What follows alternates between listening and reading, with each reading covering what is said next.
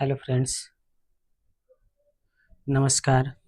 आशा करते हैं आप सभी लोग अच्छे होंगे, जानदार होंगे, शानदार होंगे। तो चलिए हम लोग अपनी क्लास को आगे कंटिन्यू करते हैं, जिसमें हमने 4 वीडियो देख चुके हैं। आज 5वीं वीडियो होगा। तो पिछली क्लास में हम लोगों ने समतल दर्पण के बारे में पढ़ चुके हैं। समतल दर्पण के बारे में क्या पढ़े थे? समतल दर्पण के बारे में पूरा पढ़ चुके थे, जिसमें हमने पढ़ा था कि समतल दर्पण में प्रतिबिंब कैसे बनता है, कैसा बनता है समतल दर्पण में। तो चलिए कल की क्लास के लिए कुछ क्वेश्चन पूछ लेते हैं पिछली वीडियो से। तो पहला क्वेश्चन आप लोगों से है, समतल दर्पण के सामने जब कोई वस्तु, लिखते हैं यहाँ पे, तो पिछली क्लास से क्वेश्चन कुछ पूछ लेते हैं। पहला क्वेश्चन हमारा है, समतल दर्पण के सामने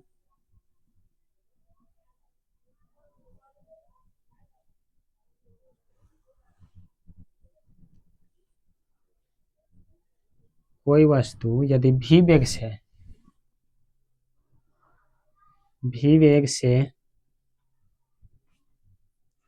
गति कर रहा है तो क्वेश्चन है हमारा, समतल दर्पण के सामने कोई वस्तु v वेग से गति कर रहा है तो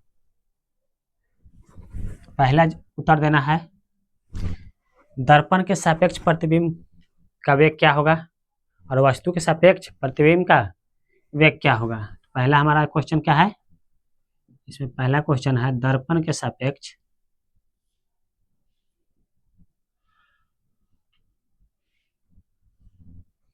प्रतिबिंब का वेग।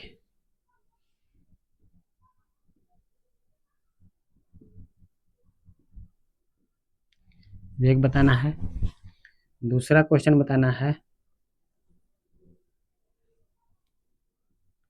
वस्तु के सापेक्ष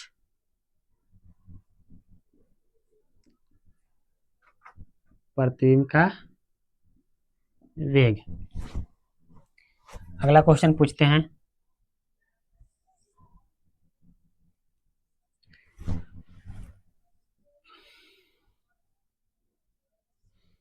पचास सेंटीमीटर की वस्तु का समतल दर्पण में पूरा प्रतिबिंब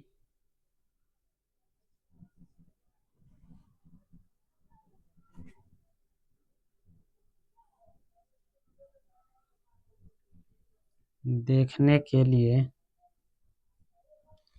दर्पण की ऊंचाई कितनी होनी चाहिए। दर्पण की ऊंचाई कितनी होनी चाहिए। चलिए, तो पहला क्वेश्चन का हमारा आंसर होगा कि समतल दर्पण के सामने कोई वस्तु v वेग से गति कर रहा है तो दर्पण के सापेक्ष प्रतिबिंब का वेग v वेग से होगा। दर्पण के सापेक्ष पूछेगा तभी क्या होगा, v वेग से होगा, लेकिन वस्तु के सापेक्ष पूछेगा तो 2v वेग से होगा। वस्तु के सापेक्ष कितना हो जाएगा वेग, 2v वेग होगा। अगला क्वेश्चन था, 50 सेंटीमीटर कोई वस्तु को समतल दर्पण में पूरा प्रतिबिंब देखने के लिए दर्पण का साइज कितना होना चाहिए। तो कोई भी वस्तु हो, अगर किसी वस्तु का हमें प्रतिबिंब देखना है समतल दर्पण में, तो वस्तु के ऊंचाई के आधे ऊंचाई का प्रतिबिंब दर्पण होना चाहिए। तो यहाँ पे हमारा वस्तु क्या है, 50 सेंटीमीटर का है, तो दर्पण कितना होना चाहिए, 25 सेंटीमीटर का होना चाहिए। आशा करते हैं आप सभी ने जवाब सही दिया होगा। चलिए हम लोग आगे कंटिन्यू करते हैं और आगे की ओर बढ़ते हैं। तो आज की क्लास में हम लोग पढ़ेंगे गोलीय दर्पण के बारे में पढ़ेंगे। गोलीय दर्पण में क्या क्या टर्मिनोलॉजी है, कौन कौन से पॉइंट्स होते हैं, उसके बारे में पढ़ेंगे। चलिए इसको साफ करते हैं।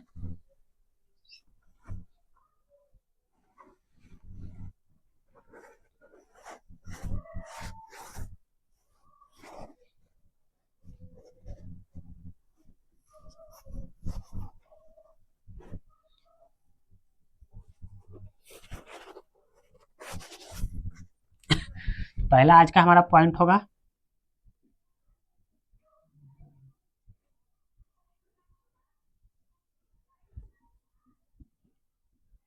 सबसे पहले पढ़ेंगे गोलीय दर्पण। गोलीय दर्पण होता क्या है, गोलीय दर्पण कहेंगे किसको, यदि कांच के किसी खोखले भाग को क्या करना है, कांच के किसी खोखले भाग को यदि काट करके एक सतह को पॉलिश कर दिया जाए यानी कलई कर दिया जाए तो क्या होगा, उस तरह से जो भी दर्पण बनेगा हमारा क्या होगा, गोलीय दर्पण होगा। जैसे कोई खोखला कांच है, उसको क्या करना है, एक साइड से काट देना है बीच से, काटने के बाद एक साइड पे कलई कर देना है, उस तरह से जो भी प्राप्त होगा वो हमारा क्या होगा, गोलीय दर्पण होगा। परिभाषा लिखिएगा, यदि कांच के किसी खोखले गोले को काटकर यदि कांच के किसी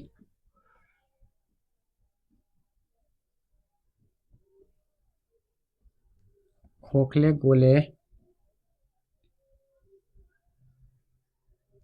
को काटकर उसके एक सतह पर चांदी की कलई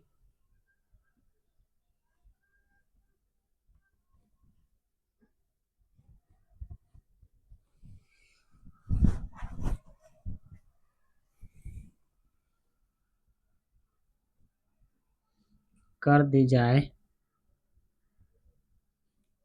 तो प्राप्त दर्पण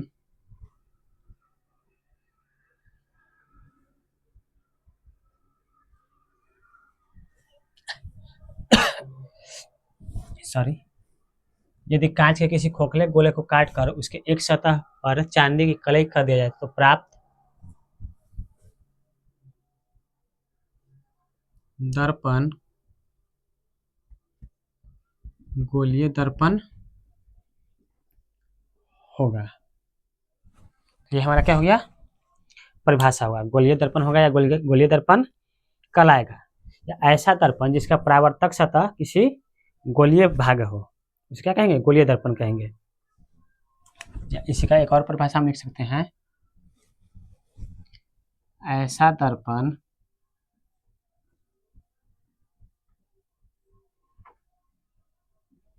जिसका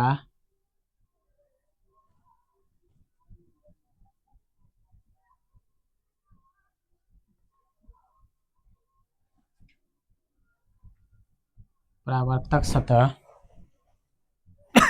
गोलीय हो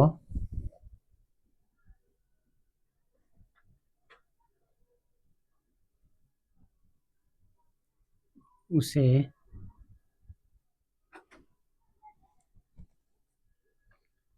गोलीय दर्पण कहते हैं। ये हमारा शॉर्ट परिभाषा हो जाएगा। तो वैसा दर्पण जिसका परावर्तक सतह क्या हो, गोलीय हो यानी गोल हो। जैसे देखें एग्जाम्पल से समझिएगा फिगर से, ये क्या है, कोई हमारा खोखला गोला है, इसको क्या करना है, काट देना है। जैसे इसको काटेंगे तो हमारा इस तरह के प्राप्त होगा, इसको अगर इस तरह से हम काट दे बीच से तो इस तरह से हमारा प्राप्त होगा। चलिए इस तरह से दोनों साइड से काट देते हैं बीच से, तो एक तो हमारा ये साइड प्राप्त हुआ और एक ये प्राप्त हुआ। अब इसको क्या करना है, किसी एक सतह पे क्या करना है, कलई कर देना है। जैसे इधर की सतह पे क्या करना है, कलई कर देना है। अब जैसे ही कलई करेंगे तो क्या बन गया, ये दर्पण बन गया। अब ये दर्पण कौन सा बनेगा, गोलीय दर्पण कहलाएगा। जैसे ये हमारा दर्पण है, इसके एक साइड पे क्या कर दिए, अंदर की साइड पे कलई जैसे ही करेंगे तो यह क्या बन जाएगा, दर्पण बन जाएगा। अब ये क्या बन गया, गोलीय दर्पण बन गया। अब गोलीय दर्पण भी दो तरह का होता है। गोलीय दर्पण कितने तरह का होगा, दो प्रकार का होगा, लिखिएगा।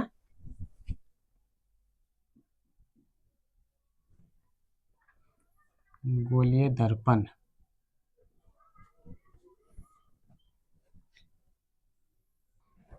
एक साइड होगा अवतल दर्पण,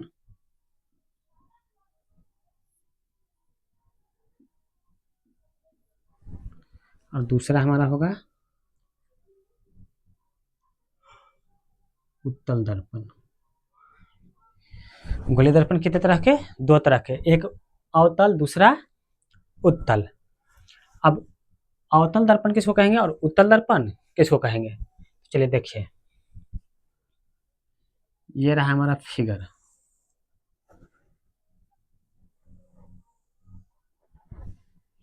ये क्या रहा, एक साइड पे इसको कलेक्ट कर देते हैं।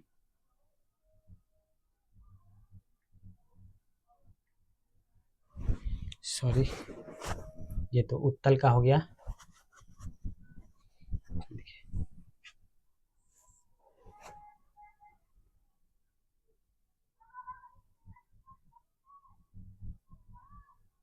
इसको कलेक्ट कर दिए।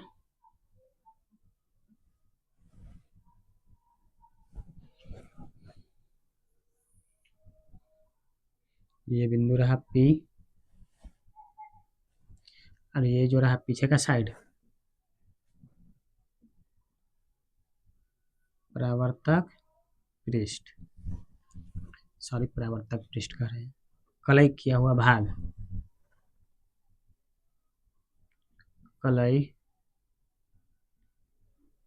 किया गया भाग। और ये आगे की ओर हो गया हमारा परावर्तक पृष्ठ।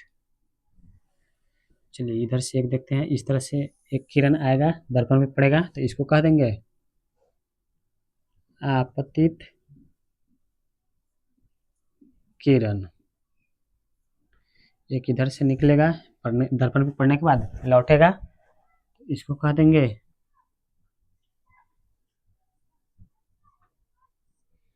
परावर्तित किरण। तो ये हमारा क्या है, अवतल दर्पण है। तो अवतल दर्पण कहेंगे किसको, पहले परिभाषा समझिए। वह गोलीय दर्पण जिसका परावर्तक पृष्ठ अंदर की ओर दबा हुआ हो। देखिए ये क्या है, गोलीय दर्पण है। इसको जब हम बढ़ाएंगे इस तरह से बढ़ाएंगे तो क्या बनेगा, एक गोला बनेगा। तो ये क्या है, पहले तो गोलीय दर्पण है। अब गोलीय दर्पण कौन सा है, उत्तल है या अवतल है, तो इसको कैसे पहचानेंगे, परिभाषा होगा वैसा दर्पण जिसका परावर्तक पृष्ठ अंदर की ओर धंसा हुआ हो या दबा हुआ हो, उसे क्या कहेंगे, उसे कहेंगे अवतल दर्पण। तो लिखिएगा परिभाषा, वैसा गोलीय दर्पण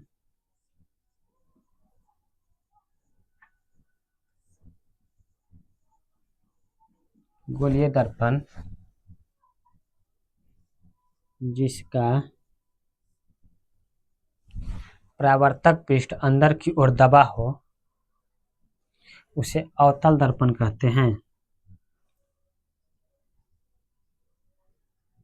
परावर्तक पृष्ठ अंदर की ओर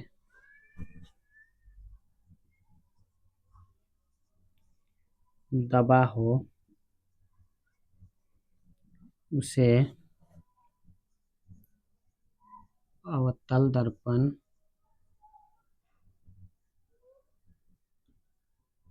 कहते हैं। देखिए अंदर की ओर जो भी परावर्तक पृष्ठ है, यहाँ से परावर्तन होगा, और परावर्तक पृष्ठ जो है क्या है, अंदर की ओर दबा हुआ है। मिरर होगा हमारे पास, दिखा सकते हैं, तो रुकिए थोड़ा सा दिखाते हैं आपको। दर्पण निकालिएगा सर, देखते हैं दिखे तो। अगला चलते हैं, तब तक देखिए अवतल दर्पण। उत्तल दर्पण क्या होता है, तो ये रहा हमारा, ये भी क्या है, गोलीय दर्पण का ही भाग होगा।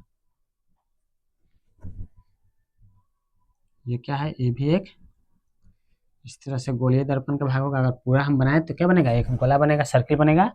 ये भी क्या है, गोलीय दर्पण का भाग है। ये हो गया हमारा परावर्तक पृष्ठ, इसको कहेंगे कलई किया हुआ भाग।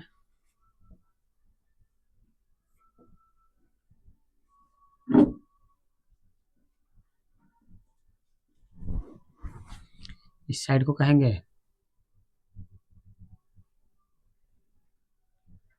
परावर्तक पृष्ठ। एक ये रेखा हो गया, यहाँ पे बीच में जो होगा वो होगा ध्रुव यानी पोल। इधर से एक किरण आएगा, इसको कहेंगे आपतित किरण।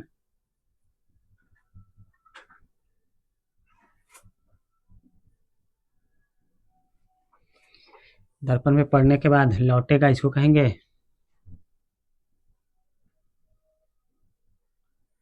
परावर्तित किरण। एक सवाल आप लोग से, अब आप लोग बताइएगा। ये हो गया आपतित किरण, ये हो गया अभिलंब, एक तरह से अभिलंब है, दोनों के बीच में पड़ रहा है। तो इन दोनों के बीच का जो कोण होगा इसको क्या कहेंगे?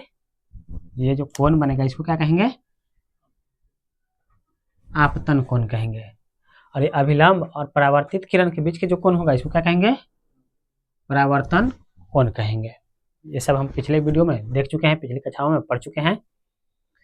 चलिए, तो अब देखिए ये क्या है, इसका जो परावर्तक पृष्ठ कैसा है? उभरा हुआ है। क्या है? उभरा हुआ है। तो लिखिएगा इसका परिभाषा क्या होगा? तो वैसा गोलीय दर्पण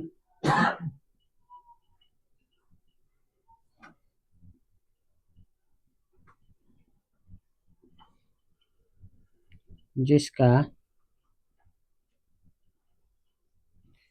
परावर्तक पृष्ठ उभरा हुआ हो उसे उत्तल दर्पण कहते हैं। देखिए इसका जो परावर्तक पृष्ठ है, यानी जहां से प्रकाश पड़ने के बाद परावर्तित होगा, वो क्या है? बाहर की ओर उभरा हुआ है। देखिए दिखाते हैं आप लोग को। एक ये मिरर है हमारे पास और एक ये मिरर है। इधर एक साइड पे कलई किया हुआ है, इसमें भी एक साइड कलई किया हुआ है। इसमें जो है देखिए एक दोनों साइड क्या है? प्लेन है, जो कि क्या है? परावर्तक पृष्ठ है। देखिए इसका जो परावर्तक पृष्ठ है अंदर की ओर दबा हुआ है। इस तरह से क्या है? इस तरह से जैसे देखेंगे ना, इसका जो परावर्तक पृष्ठ है अंदर की ओर धंसा हुआ है, अभी इधर साइड जो है बाहर की ओर उभरा हुआ है। तो इसका जो परावर्तक पृष्ठ है अंदर की ओर धंसा हुआ है, तो ये कौन सा हो जाएगा? अवतल दर्पण है। ये क्या है? अवतल दर्पण है। और इसका देखिए ये जो परावर्तक पृष्ठ है बाहर की ओर निकला हुआ है, यानी बाहर की ओर उभरा हुआ है, यानी इसका मतलब ये कौन सा दर्पण है? उत्तल दर्पण है। तो कैसे हम पहचानेंगे? गोलीय दर्पण का वैसा भाग जिसका परावर्तक पृष्ठ अगर बाहर की ओर उभरा हो तो उत्तल, और अंदर की ओर धंसा हो तो अवतल। तो इस तरह से हम आसानी से पहचान सकते हैं कि कौन सा हमारा उत्तल है, कौन सा अवतल है। इसमें जो होगा अवतल दर्पण में जो होगा परावर्तन जो होगा दबा हुआ भाग से होगा, धंसा हुआ भाग से होगा, और उत्तल दर्पण में जो परावर्तन होगा उभरा हुआ भाग से होगा। इसमें हमेशा परावर्तन कहाँ से होगा? उभरा हुआ भाग से होगा परावर्तन, और अवतल में धंसा हुआ भाग से परावर्तन होगा। यही दोनों में क्या है? डिफरेंस है। चलिए आगे हम लोग बढ़ते हैं। तो आगे हमारा क्या है? इसमें कौन कौन से टर्मिनोलॉजी आते हैं, कौन कौन से शब्द आते हैं? जैसे कि मुख अक्ष हो गया, फोकस क्या होता है, वक्रता केंद्र क्या होता है, वक्रता त्रिज्या क्या होता है, द्वारक क्या होता है, इन सभी के बारे में जानेंगे। तो चलिए थोड़ा सा हटते हैं, आप लोग इसको स्क्रीनशॉट लीजिएगा जल्दी से, उसके बाद आगे कंटिन्यू करेंगे। तो चलिए आगे हम लोग देखते हैं। आगे हम लोग को इन 8 टर्मों के बारे में समझना है कि कौन सा क्या है और कैसा होता है। फिगर के साथ इसको अच्छे से समझेंगे। एक बार इसको समझ गए आसानी से तो इसके आगे की चीज बहुत बढ़िया से समझ में आएगा। तो इसको ध्यान से समझना है कि कौन सा टर्म जो है क्या होता है और दर्पण में कहाँ पे होता है। पहला पॉइंट हमारा है दर्पण का ध्रुव, दूसरा है दर्पण का वक्रता केंद्र, उसके बाद है वक्रता त्रिज्या, अभिलंब, फिर है मुख्य अक्ष, दर्पण का द्वारक, दर्पण का फोकस दूरी, दर्पण का मुख्य फोकस और फोकस दूरी। ये 8 टर्म के बारे में समझना है। सबसे पहला टर्म हमारा क्या है? दर्पण का ध्रुव। दर्पण का ध्रुव क्या होता है? जैसे कोई दर्पण है, दर्पण का जो परावर्तक सतह होगा उसका मध्य का जो भाग होगा वही हमारा क्या होगा? दर्पण का ध्रुव कहलाएगा। जैसे मान लीजिए ये दर्पण है हमारे पास, हम उत्तल अवतल दोनों साथ में लेकर के चलेंगे, दोनों फिगर बनाते हैं, दोनों में समझिएगा आप लोग, आसानी से समझ में आ जाएगा। तो पहले लिखते हैं कि दर्पण का ध्रुव होता क्या है। तो गोलीय दर्पण के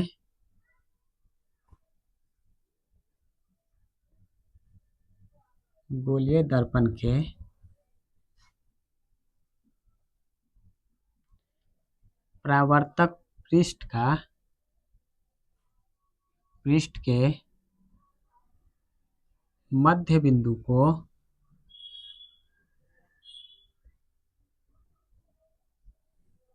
दर्पण का ध्रुव कहते हैं।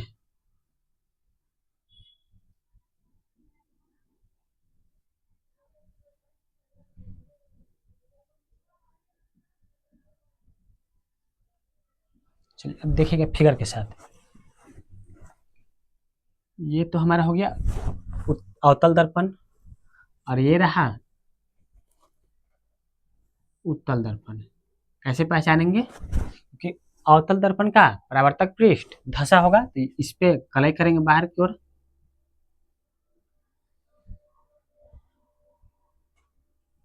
और इस पे कलई करेंगे अंदर की ओर।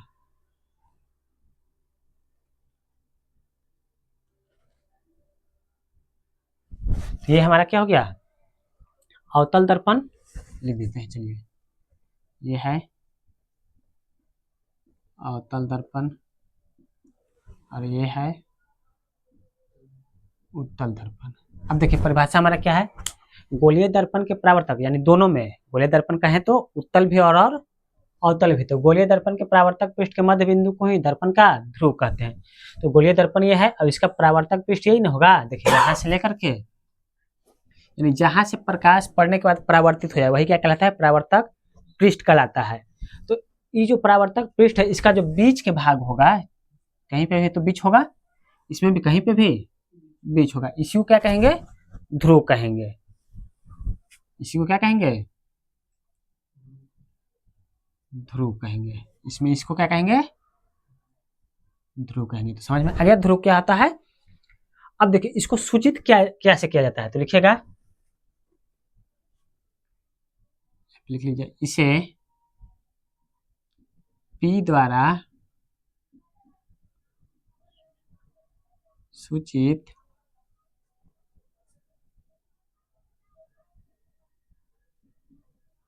किया जाता है।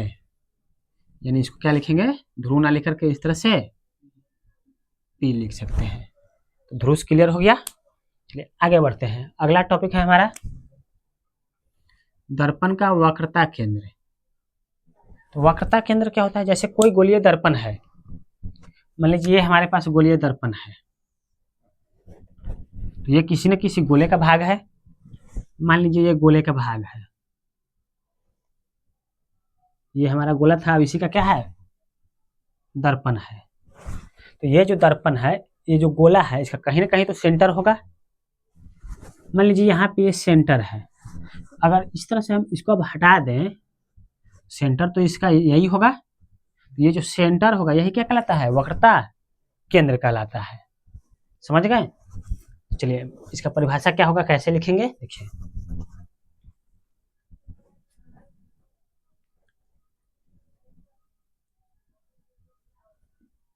क्या गोलीय दर्पण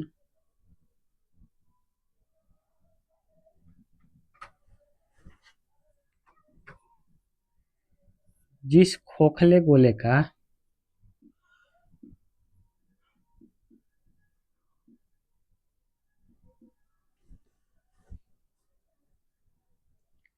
भाग होता है या बना होता है, उस खोखले गोले के केंद्र के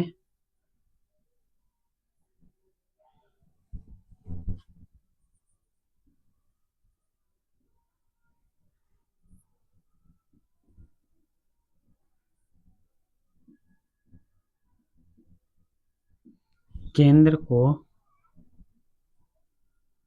ही दर्पण का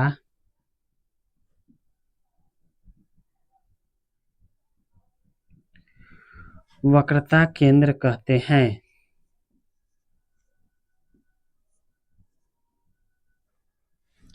नीचे लिखेगा, इसे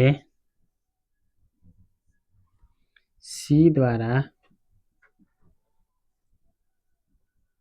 सूचित किया जाता है।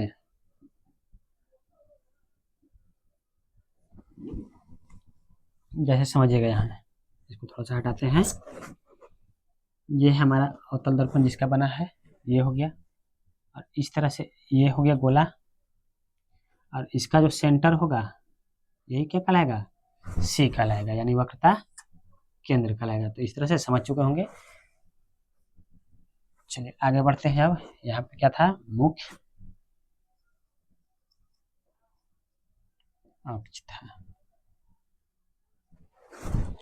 आगे बढ़ते हैं। वक्रता त्रिज्या क्या होता है, तो वक्रता त्रिज्या के बारे में समझेंगे। वक्रता त्रिज्या होता क्या है, देखिए गोलीय दर्पण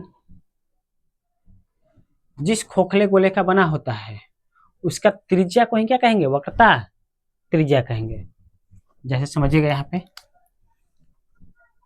ये हमारा गोलीय दर्पण है, ये इस तरह से एक गोला होगा। चलिए इसको हटाते हैं, फिगर बनाते हैं आसानी से।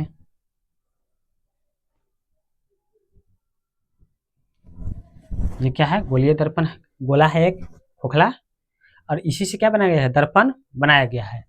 तो ये जो दर्पण गोला है, इसका गोला का कहीं ना कहीं तो त्रिज्या होगा। जैसे ये अगर व्यास मान लेते हैं, ये क्या है, ये व्यास हो गया, तो इसका बीच में कहीं ना कहीं तो केंद्र होगा, और केंद्र के एक साइड की दूरी को ही क्या कहेंगे, त्रिज्या कहेंगे। तो यहाँ से यहाँ तक की दूरी क्या हो गया, त्रिज्या कहलाएगा। तो गोलीय दर्पण जिस खोखले गोले का बना होता है उसका त्रिज्या ही क्या कहलाता है, दर्पण का वक्रता त्रिज्या कहलाता है। समझ गए। चलिए इसको लिखिएगा।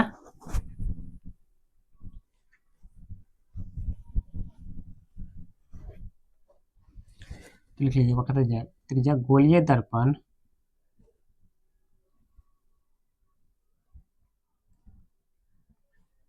जिस खोखले गोले का भाग होता है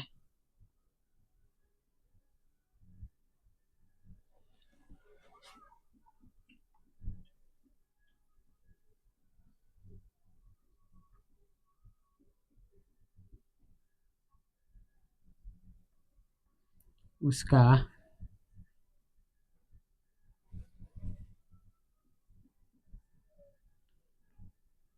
त्रिज्या ही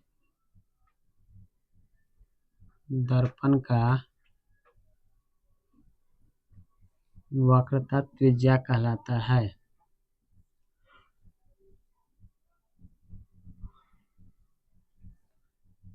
और इसे R द्वारा सूचित किया जाता है। समझ गए। अगला है अभिलंब। अभिलंब क्या होता है, देखिएगा, जैसे ये हमारा गोलीय दर्पण है और इसका बीच का भाग कहीं ना कहीं होगा, जिसको क्या कहेंगे, सेंटर कहेंगे। अब सेंटर से परावर्तक पृष्ठ के किसी भी बिंदु पर डाला खींचा गया सीधा रेखा, वही क्या कहलाएगा, अभिलंब कहलाएगा।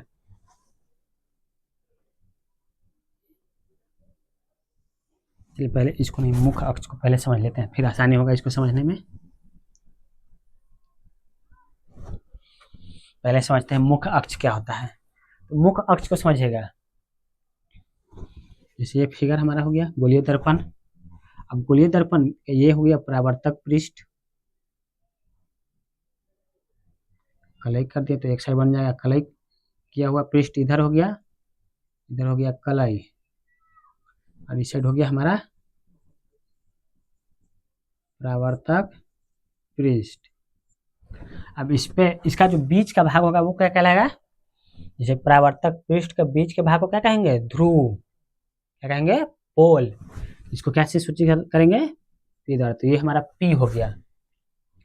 और ये जिस गोले का बना होगा उसका सेंटर कहीं पे होगा, तो ये हो गया इसका सी, वक्रता केंद्र हो गया। अब देखिए मुख्य अक्ष क्या होता है, वक्रता केंद्र और ध्रुव को मिलाने वाली सीधी रेखा को वही क्या कहेंगे, मुख्य अक्ष कहेंगे। क्या कहेंगे, वक्रता केंद्र और ध्रुव को, वक्रता केंद्र और ध्रुव को मिलाने वाली सीधी रेखा को क्या कहेंगे, मुख्य अक्ष कहेंगे। समझ गए। ये हमारा क्या हो गया, मुख्य अक्ष हो गया। ये जो लाइन हो गया क्या हो गया, मुख्य अक्ष होगा। तो लिखिएगा परिभाषा, गोलीय दर्पण के ध्रुव और वक्रता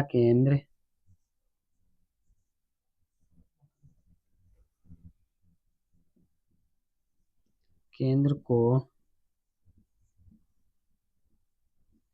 मिलाने वाली सीधी रेखा को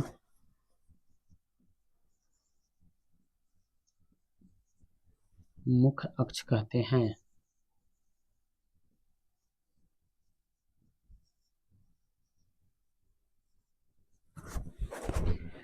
समझ में आ गया होगा आसानी से। चलिए अब आगे बढ़ते हैं। अब आते हैं अभिलंब पे। अभिलंब आसानी से आप समझ में आएगा। देखिए अभिलंब क्या होता है। ये तो हो गया वक्रता केंद्र। अब वक्रता केंद्र से परावर्तक पृष्ठ के किसी भी बिंदु पर खींची गई सीधी रेखा क्या होगा, अभिलंब होगा। ये वक्रता केंद्र, अब इससे हम कहीं भी परावर्तक पृष्ठ पर खींच दें, ये खींचे, ये खींचे, ये खींचे, सभी क्या है, अभिलंब कहलाएगा। समझ में आ गया। अब अभिलंब क्या होता है लिखिएगा। गोलीय दर्पण के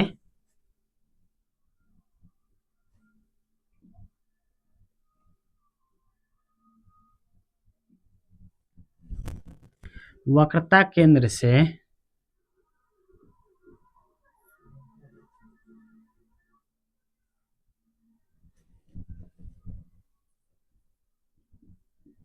वक्रता केंद्र से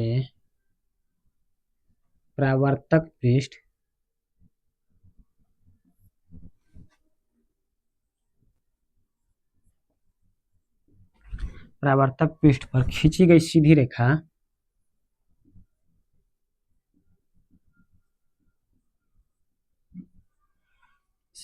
रेखा अभिलंब कहलाता है।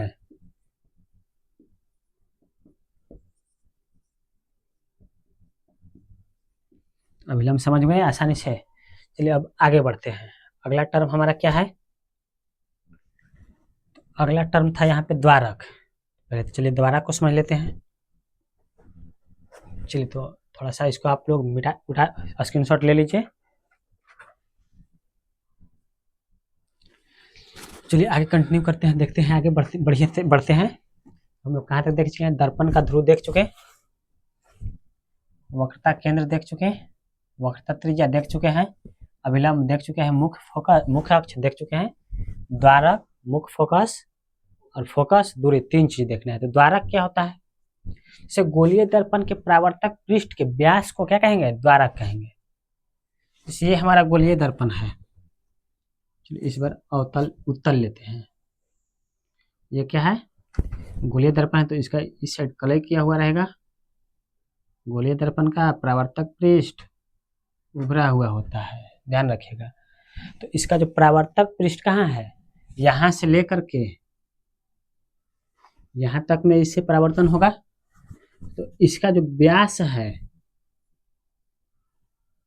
ये जो व्यास हुआ है, इतना चौड़ाई जो हुआ, यही क्या कहलाता है, द्वारक कहलाता है। जैसे अगर अवतल दर्पण से पूछ कीजिए, ये तो हो गया अवतल दर्पण, इधर कलय किया हुआ रहेगा। तो परावर्तन कितना दूर से होगा, यहाँ से परावर्तन लेकर के यहाँ तक में परावर्तन होगा। तो यहाँ से लेकर के यहाँ तक जो भी दूरी है, जो भी चौड़ाई है, यही क्या कहलाता है, द्वारक कहलाता है। तो लिखिएगा परिभाषा कि द्वारक क्या होता है।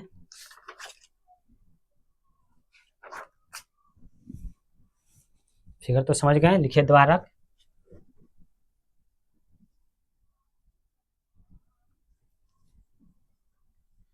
गोलीय दर्पण के परावर्तन गोलीय दर्पण के परावर्तक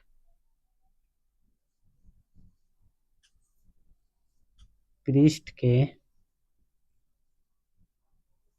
व्यास को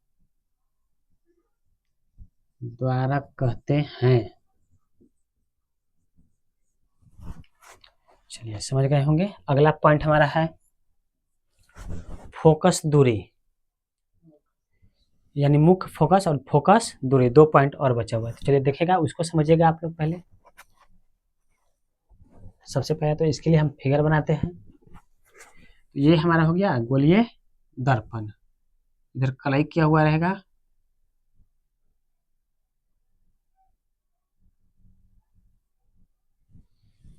ये यहाँ पे बीच में कहीं पे क्या होगा, पोल होगा।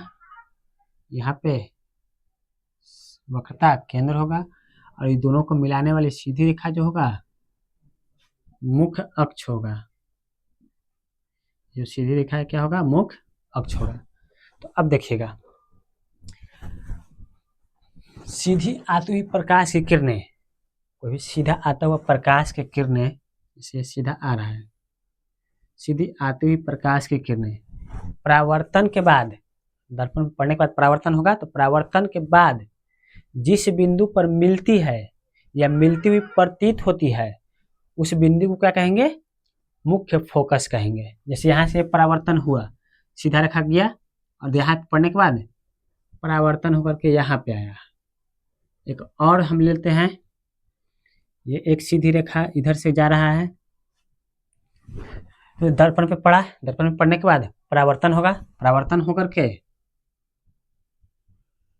यहाँ से लौट गया। तो जिस बिंदु पे आकर के मिल रहा है दोनों, सीधी रेखा परावर्तन के बाद जिस बिंदु पर मिलता है या फिर मिलती हुई प्रतीत होता है, यदि यही उत्तल दर्पण रहता तो इसमें क्या होता,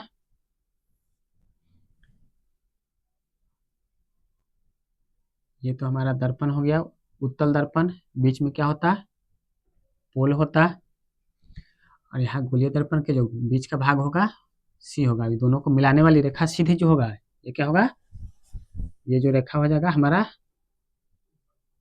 मुख्य अक्ष हो जाएगा।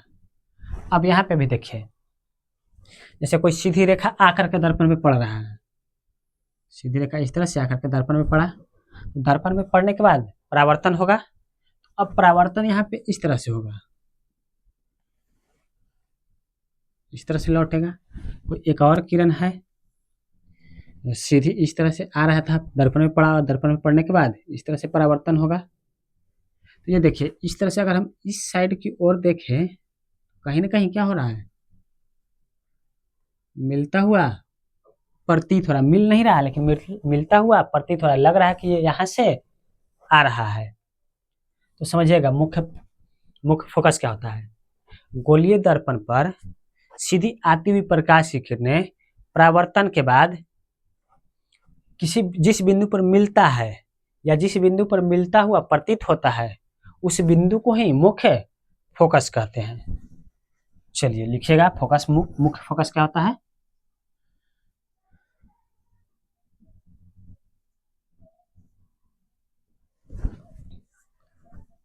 गोलीय दर्पण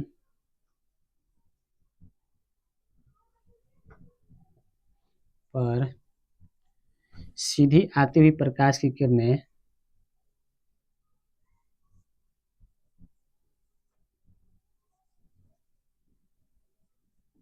प्रकाश की किरणें परावर्तन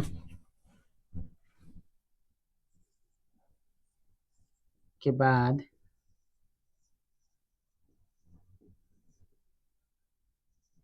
जिस बिंदु पर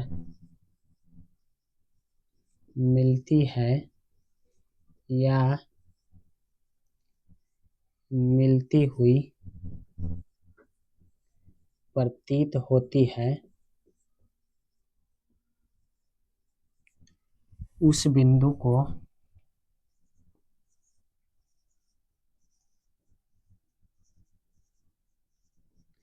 दर्पण का मुख्य फोकस कहते हैं। और इसे बड़ी एफ द्वारा सूचित किया जाता है, ये भी लिख लीजिएगा, इसे कैपिटल एफ द्वारा सूचित किया जाता है। तो ये हमारा क्या हो गया, मुख्य फोकस हो गया, यानी यहाँ पे क्या हो गया, मुख्य फोकस हो गया। अगला हमारा पॉइंट है फोकस दूरी। तो फोकस दूरी आसान है। अब देखिए इसको क्या करेंगे, इसी में थोड़ा सा आगे बढ़ेंगे। तो दर्पण के, गोलीय दर्पण के ध्रुव और मुख्य फोकस के बीच की दूरी को फोकस दूरी कहते हैं। कितना आसान है देखिए, गोलीय दर्पण के जो हो गया ध्रुव और यहाँ पे क्या हो गया मुख्य फोकस, तो ये दोनों के बीच के जो दूरी होगा इसी को क्या कहेंगे, फोकस दूरी कहेंगे। यहाँ पे क्या हो गया, पोल हो गया, ध्रुव हो गया, यहाँ पे मुख्य फोकस हो गया, दोनों के बीच की दूरी जो है इसी को क्या कहेंगे, फोकस दूरी कहेंगे। तो फोकस दूरी भी लिख लीजिएगा, फोकस दूरी लिखिए। गोलीय दर्पण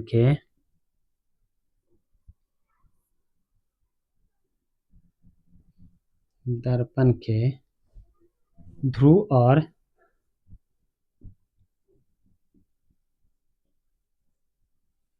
मुख्य फोकस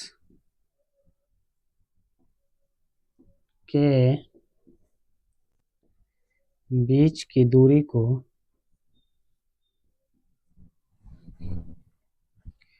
फोकस दूरी कहते हैं।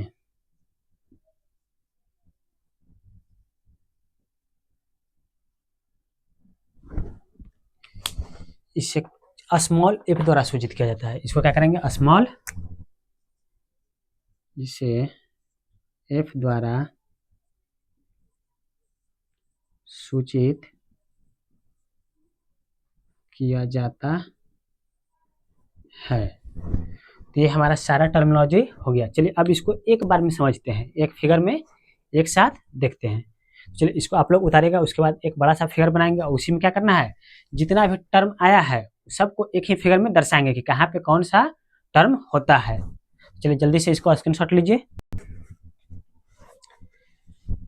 चलिए इसको हम लोग एक ही फिगर में सारे टर्म को समझते हैं। एक बड़ा सा फिगर बनाएंगे। ये हमारा हो गया कौन सा दर्पण, बताइएगा आप लोग, कौन सा दर्पण हो गया,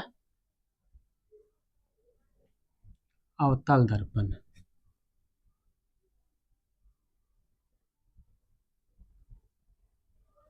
और साथ में लेते हैं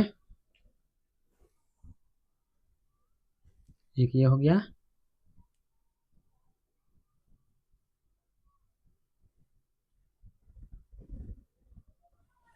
उत्तल दर्पण, अवतल दर्पण, ये हो गया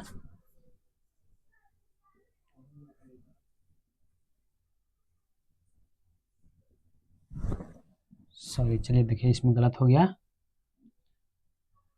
इसमें जो कलई कर दिए परावर्तक पृष्ठ पे, उल्टा साइड कलई करना होगा इसमें, तो बड़ा भारी मिस्टेक हो गया जी। चलिए होता है,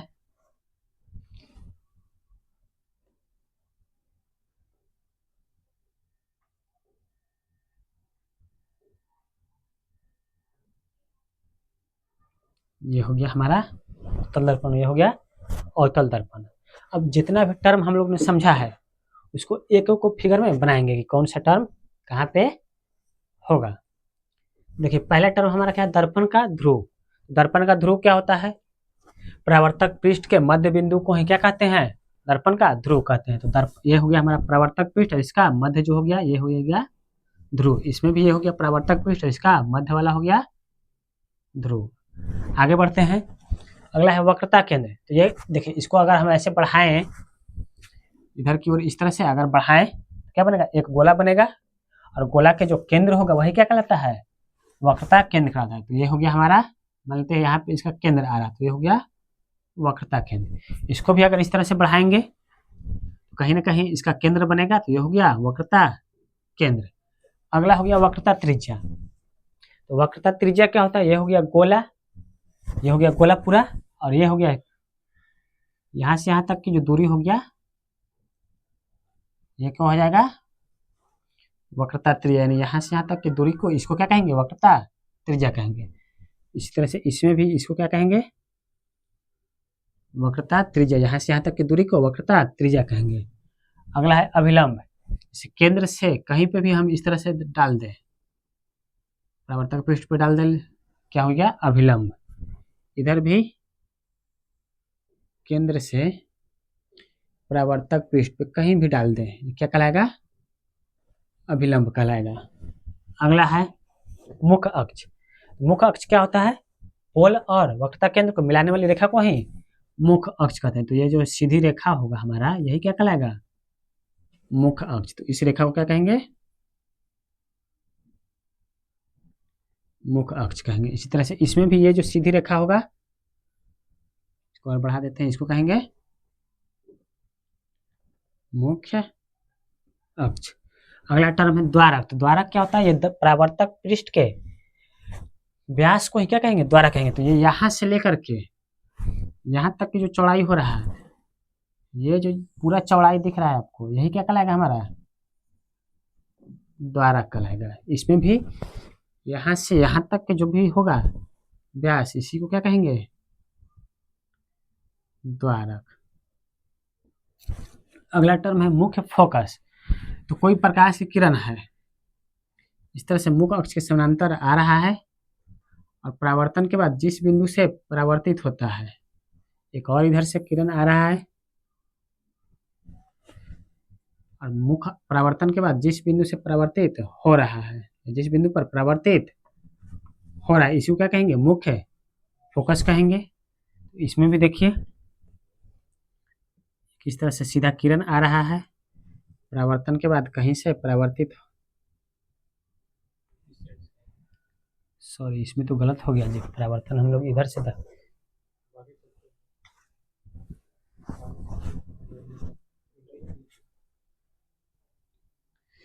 चलिए सॉरी यहाँ पे गलत हो रहा है। देखिए क्या गलत हो रहा है, ये जो है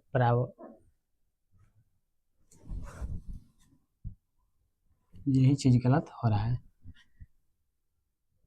ये तो हो गया हमारा क्या चीज, इधर नहीं लिखेंगे इसको, इधर लिखते हैं मुख्य अक्ष हो गया। फ्लो में गलत हो जा रहा है। तो अब देखिए हमेशा जो होता है किरण बाईं ओर से भेजा जाता है।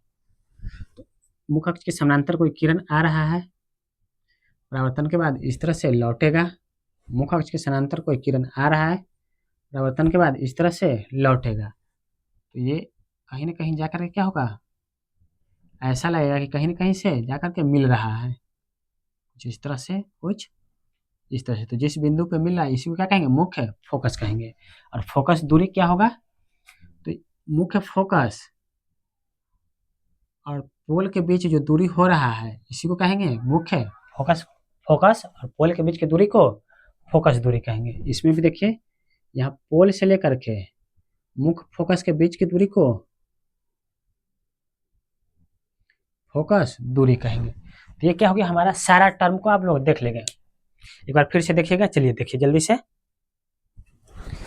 ये हो गया अवतल दर्पण, ये हो गया उत्तल दर्पण। इसमें ये साइड हो गया, ये हो गया परावर्तक कलाई किया हुआ भाग, और इस साइड हो गया परावर्तक पृष्ठ हो गया। ये हो गया कलाई किया हुआ भाग और ये हो गया परावर्तक पृष्ठ। चलिए आगे देखिए, इसको क्या कहेंगे, ये जो दर्पण का पूरा चौड़ाई जो है इसको कहेंगे द्वारक। ये जो लाइन दिख रहा है आपको, ये क्या है पूरा का पूरा द्वारक है। यहाँ पे बीच में क्या होगा पोल होगा, यहाँ पे सी होगा, दोनों के बीच में एफ होगा, और एफ और सी के बीच की जो दूरी होगा उसको मुख्य फोकस कहेंगे। इसमें देखिए यहाँ पे पोल होगा, प्रकाश के किरण आएगा, परावर्तन के बाद जिस बिंदु पे मिलेगा उसको कहेंगे मुख्य फोकस। पोल और फोकस के बीच की दूरी को कहेंगे फोकस दूरी। यहाँ पे होगा वक्रता केंद्र होगा, और इस पोल और वक्रता केंद्र के बीच की दूरी को कहेंगे वक्रता त्रिज्या। आशा करते हैं आप लोगों ने इसको अच्छे से समझ चुके होंगे।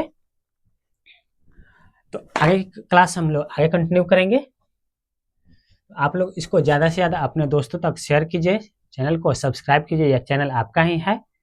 आपको पूरा का पूरा कंटेंट इस चैनल पे फ्री में पढ़ाया जाएगा, फिजिक्स हो, केमिस्ट्री हो, बायोलॉजी हो, मैथ हो, जो भी सब्जेक्ट हो, आपको पूरा इस चैनल पे फ्री में कराया जाएगा। तो आप लोग अपने दोस्तों को पास शेयर कीजिए और ज़्यादा से ज़्यादा चैनल को सब्सक्राइब कीजिए। Thank you so much.